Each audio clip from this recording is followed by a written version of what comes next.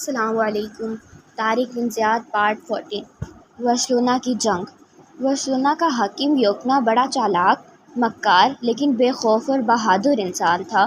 اس نے جب مسلمانوں کی پیش قدمی کی خبر سنی تو جبری بھرتی کرتے ہوئے اہل شہر کے تمام نوجوانوں کو فوج میں ملا لیا۔ اس نے بڑے ہوشیار اور تجربہ کار جاسوس مقرر کیے تاکہ وہ مسلمانوں کی نقل و حرکت پر پوری طرح نظر رکھیں اور اسے مطلع کرتے رہیں۔ شہر میں خوراک کا بہت بڑا ذخیرہ موجود تھا، سپاہیوں اور ہتھیاروں کی بھی کمی نہ تھی۔ پھر یوکنا نے تو کافی عرصے سے اس جنگ کی تیاری کر رکھی تھی اور مسلمانوں کے بڑھتے ہوئے سیلاب کو روکنے کا عہد کر چکا تھا۔ جو ہی اس کے جاسوسوں نے مسلمانوں کی پیش قدمی کی خبر دی، وہ قلعہ بند ہو گیا۔ شہر میں موجود بوڑھی عورتوں اور بچوں کو ان کے حال پر چھوڑ دیا گیا۔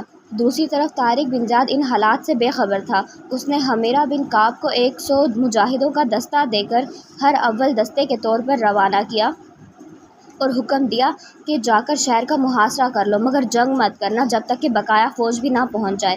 سالار کا حکم ملتے ہی حمیرہ آندھی اور طوفان کی طرح برسلونا کی طرف بڑھا۔ یوکنا کو بھی جاسوسوں نے خبر دی کہ مسلمانوں کا ایک دستہ جس میں صرف 100 سوار موجود ہیں، برسلونا یلغار کے لیے بڑھ رہا ہے۔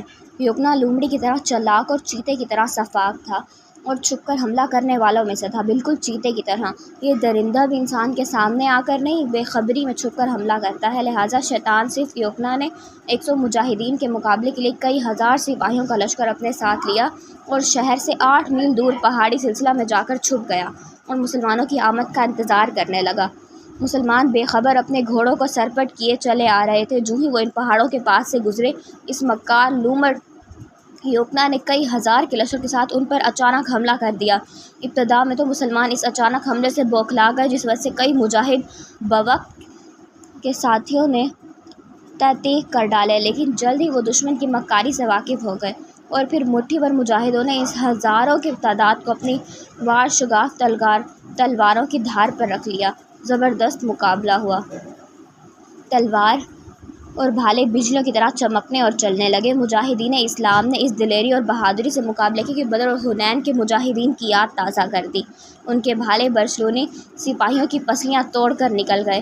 ان کی تلواروں نے دشمن کے سر اس طرح سے کاٹنے شروع کیے کہ میدان میں کھوپڑیوں کا ڈھیر لگ گیا، خون کی ندیاں بہہ گئیں اور دشمن کی لاشوں سے میدان بھر گیا۔ یوکنا کی امداد کے لیے تازہ دم فوج شامل ہو گئی، لیکن اللہ کے یہ سپاہی زندگی اور موت سے بے نیاز ہو کر شوق شہادت میں شاہینیوں کی طرح ان پر جھپٹ پڑے کہ خود کو کاٹتی تلوار نکل گئی اور کسی کی ذرہ میں سوراخ کرتا ہوا بھالا جسم کے پار ہوا، کسی کا اٹھا ہوا ہاتھ تلوار سمیت ہی کٹ کر میدان میں گرا اور کسی کا دھڑ خاک و خون نظر آنے لگا۔ یوکنا نے جو یہ حالت دیکھی تو اپنی آدمی سے زیادہ فوج کٹوا کر میدان سے بھاگ لیا، کیونکہ اسے اطلاع مل گئی تھی کہ مسلمانوں کی امداد کے لیے شیر دل طارق آ پہنچا ہے۔ طارق نے آتے ہی حالات کا جائزہ لیا۔ اسے یوکنا کی مکاری کا علم ہوا تو اس نے اس کا جواب اسی انداز میں دینے کے لیے سپاہیوں کو حکم دیا، مردہ عیسائیوں کے تمام گھوڑوں کو اکٹھا کیا جائے۔ فوراً مجاہدین نے مردہ عیسائی سپاہیوں کے آوارہ پھرتے گھوڑوں کو اکٹھا کیا اور پھر طارق کے حکم سے مردہ عیسائی سپاہیوں کی لاشوں کو اٹھا کر ان گھوڑوں پر لاد دیا۔ اس کے بعد ان لوگوں نے کئی سو گھوڑوں کو شہر کی طرف ہانک دیا۔ اہل شہر ان کو بھی یوکنا کا پسپا ہو کر آنے والا لشکر سمجھے اور دروازہ کھول دیا۔ کئی سو گھوڑے بدحواسی سے شہر میں داخل ہو گئے۔ اہل شہر نے جب سینکڑوں لاشیں عیسائی سواروں کی ان پر لدی دیکھی تو خوفزدہ ہو گئے۔ چونکہ یوکنا پسپائی کے بعد بھگوڑا فوج کے ساتھ قلعے میں چلا گیا تھا اور قلعہ شہر سے الگ تھلگ واقع تھا، اس لیے اسے علم نہ ہو سکا۔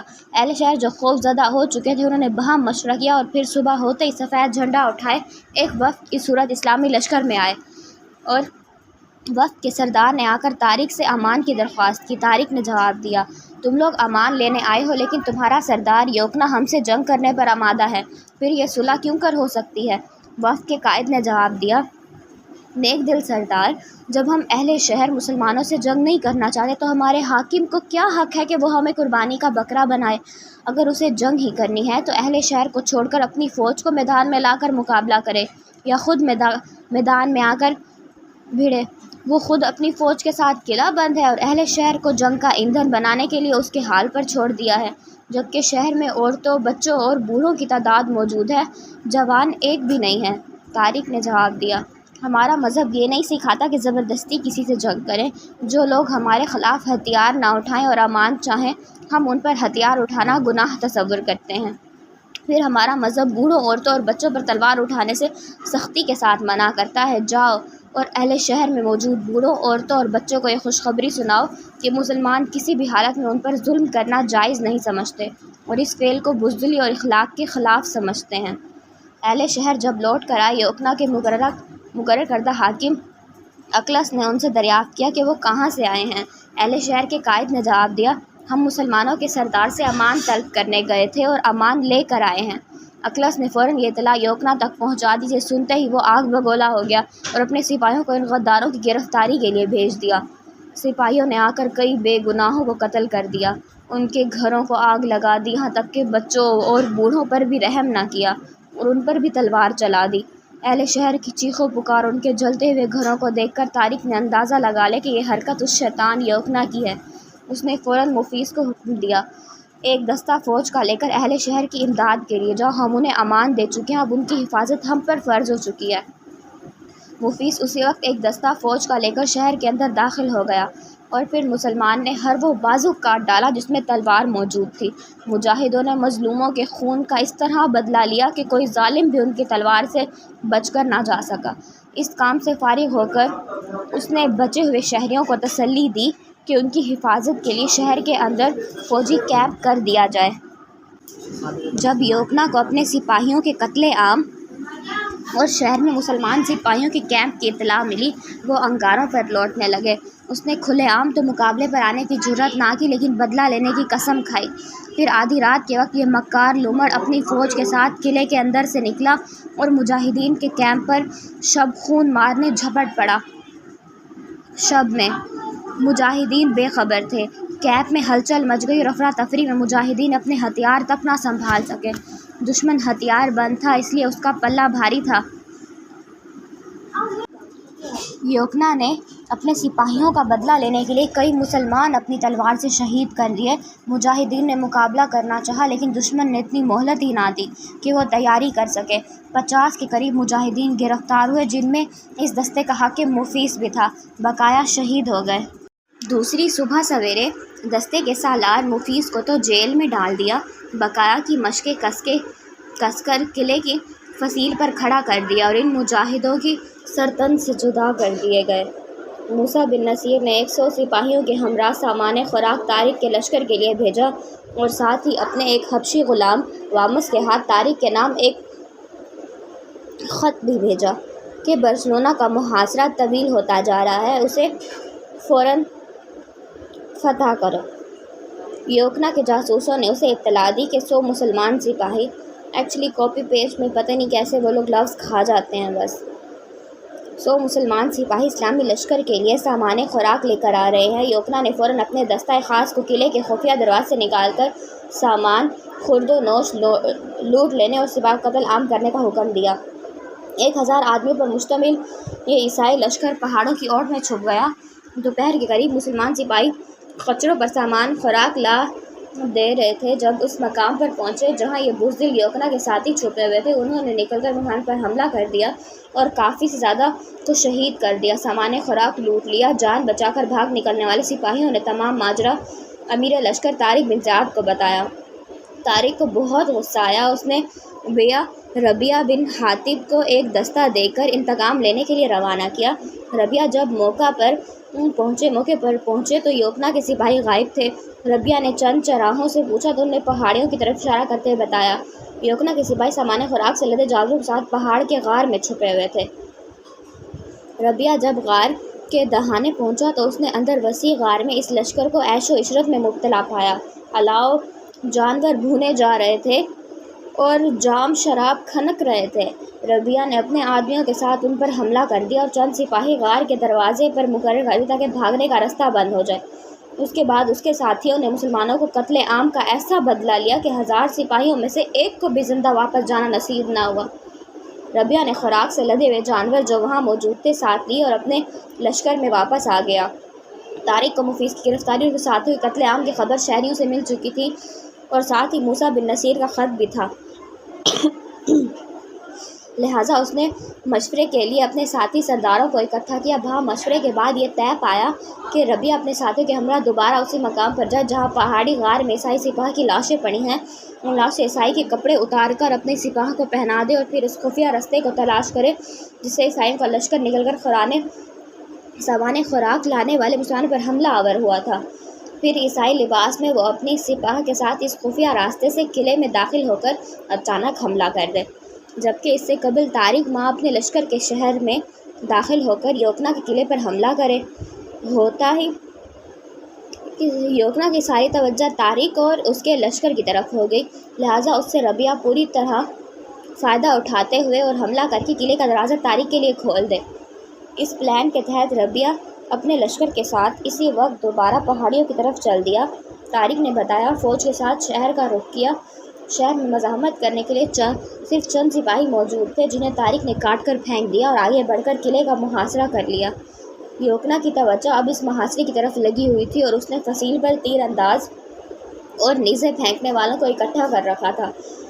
خشک باری کے لیے بھی پورا انتظام تھا اور کڑا ہوا تیل بھی کھولا جا رہا تھا۔ دوسری طرف ربیہ نے تمام اسلامی لشکر کو جو اس کے ہمراہ تھا عیسائی لباس پہنا دیا تھا اور اب وہ گھوڑوں کے ٹاپوں کے نشانوں پر خفیہ راستے کو تلاش کرتے ایک خشک نالے تک آ پہنچے تھے جو آگے جا کر جھاڑیوں کے جنگل میں چلا گیا تھا۔ وہاں پہنچ کر ان کی مشکل کو ایک گھوڑے نے آسان کر دیا جو اس راستے سے واقف تھا اور اپنے مردہ مالک کی لاش منہ میں لیے چلا جا رہا تھا۔ ربیہ اور ساتھیوں نے اس گھوڑے کا تعاقب کیا جو خشک نالے میں جھاڑیوں کے اندر داخل ہو گیا۔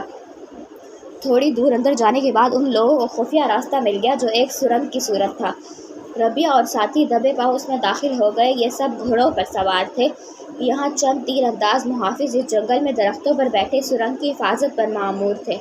اچھا، یہاں ربیہ ایک مرد ہے لیکن عیسائیوں کے لباس سے وہ مسلمانوں کو سامان خوراک لوٹنے والا لشکر سمجھے جو اس سے قبل اسی راستے سے گزر کر گیا تھا، اس لیے انہوں نے کوئی مزاحمت نہ کی۔ جو ہی ربیہ اور ساتھی اس راستے سے قلعے میں داخل ہوئے تو یہاں محفوظ محافظ بھی انہیں اپنی فوج کا دستہ سمجھ بیٹھے۔ پھر ان کو ہوش اس وقت آیا جب ربیہ کے ساتھیوں نے ان پر حملہ کر لیا اور ان کو کاٹنا شروع کر دیا، یا تراشنا بھی کہہ سکتے ہیں، کاٹنا زیادہ ٹھیک ہے۔ دوسری طرف یوکنا اپنی پوری طاقت اور توجہ کے ساتھ قلعے کے فصیل پر موجود طارق کے ہمراہ محاصرہ کیے ہوئے اسلامی لشکر پر تیروں کی بارش کروا رہا تھا اور ہلکی منجنیقوں سے خشک باری بھی کی جا رہی تھی۔ وہ آہن پوش شمشیر زنوں کے ساتھ بالکل تیار کھڑا تھا کہ اگر کسی بھی صورت حملہ آور فصیل تک پہنچے تو ان کو تلواروں کی دھار پر رکھ لیا جائے۔ مخالف سمت سے طارق اسے مصروف رکھنے کے لیے ان پر تیروں کی بوچھاڑ بھی کروا رہا تھا اور فصیل پر پہنچنے کی کوشش بھی کر رہا تھا۔ زیادہ طاقت اس نے قلعے کے پھاٹک پر جمع کر رکھی اور اسے ربیہ کے حملے کا انتظار تھا۔ شور و غل کی آواز میں سن کر یوکنا نے فصیل سے دیکھا عیسائی سپاہیوں میں تلواریں چل رہی تھی کیونکہ ربیہ کے سپاہی بھی عیسائی لباس میں تھے، اس لیے یوکنا اس موقع پر اپنی فوج میں انتشار اس کے لیے ایک شوق گزرا اور وہ اسے صورتحال معلوم کرنے وہاں پہنچا تو حیران رہ گیا۔ عیسائیوں کے ہاتھ تو عیسائی کٹ رہے تھے اور وہ جنگ کرتے ہوئے پھاٹک پر پہنچے اور اتنی جلدی سے اس پھاٹک کو کھول دے کہ یوکنا حیران رہ گیا۔ پھاٹک کھلتے ہی طارق لشکر اسلامی کے ساتھ قلعے میں داخل ہو گیا اور یہ عیسائی دستہ اسلامی لشکر سے جا ملا۔ اب یوکنا پر یہ راز کھلا کہ جن عیسائیوں کو اپنی فوج کا دستہ سمجھا تھا وہ دراصل عیسائی لباس میں مسلمان تھے جو قلعے کے خفیہ دروازے سے اندر داخل ہو گئے تھے۔ لیکن اب سوچنے کی بجائے عمل کا وقت آ گیا تھا، لہٰذا اس نے تلوار سونت لی اور مسلمانوں کے مقابلے میں ڈٹ گیا۔ دوسری طرف ربیہ کے ساتھی اور طارق کے لشکر نے تباہی مچائی تھی۔ وہ بدحواس عیسائیوں پر قضا بن کر ٹوٹ پڑے، ان کی تعداد کو لکڑیوں کی طرح کاٹنا شروع کر دیا۔ اس افراتفری سے فائدہ اٹھا کر جبری بھرتی کیے ہوئے اہل شہر کے نوجوان بھاگ لیے اور انہوں نے تلواریں پھینک دیں۔ اپنے ساتھیوں کو ایک تعداد کو ہتھیار پھینکتے دیکھ کر بقایا فوج بھی ہمت ہار گئی۔ اس کے باوجود کہ بوقت یوکنا نے انہیں بڑی غیرت دلانی چاہی لیکن وہ جم کر مقابلہ نہ کر سکے اور اس بدلتی و بدولی کی حالت میں ایک کثیر تعداد اسلامی تلواروں کا شکار ہو گئے۔ بقایا نے ہتھیار پھینک کر شکست تسلیم کر لی۔ مجاہدین نے تلواریں نیام کر لیں۔ مکار یوکنا نے آگے بڑھ کر طارق سے معافی مانگتے ہوئے کہا، سردار، میں اپنی مرضی سے مسلمان ہونا چاہتا ہوں۔ مجھے اس جذبے سے نے بڑا متاثر کیا ہے کہ مٹھی بھر فوج اندلس میں داخل ہوئی اور سارے اندلس کو فتح کر لیا۔ واقعی آپ لوگ خدا کے سپاہی ہیں۔ آپ کے کردار، اخلاق اور رعایا کے ساتھ سلوک کو دیکھتے ہوئے میں نے اسلام قبول کرنے کا فیصلہ کیا۔ اب تم چاہو تو مجھے قتل کر سکتے ہو۔ طارق نے جواب دیا، یوکنا، امان دے کر سزا نہیں دیا کرتے۔ تم مسلمان ہو کر ہمارے بھائی بن گئے ہو۔ جس طرح رب العالمین بھلائی کی طرف سچے دل سے آنے والوں کے گناہ معاف کر دیتا ہے، اس طرح اس نے مسلمانوں کو بھی حکم دیا ہے کہ راہ راست پر آنے والوں کی خطائیں بخش دی جائیں۔ میں نے مسلمانوں کا خون جو تم نے بہایا ہے معاف کیا۔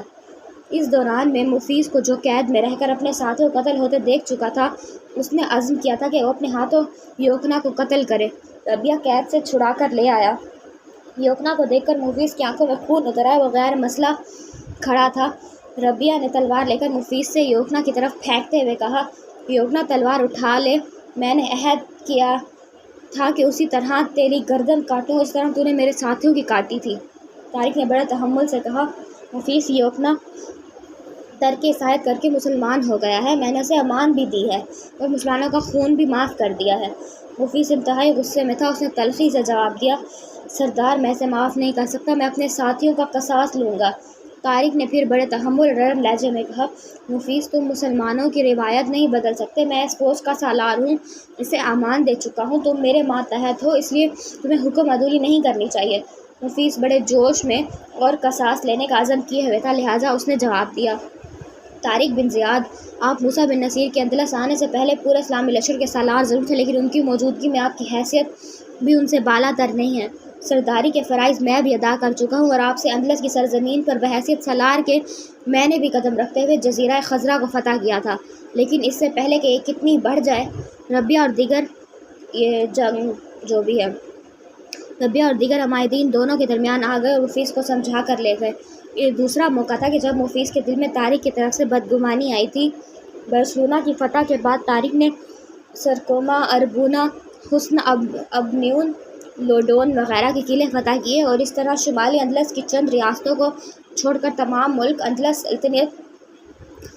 سلطنت امویہ کا ایک حصہ بن گیا، لیکن مفیس ان میں شمولیت کرنے کی بجائے دارالخلافہ لوٹ گیا۔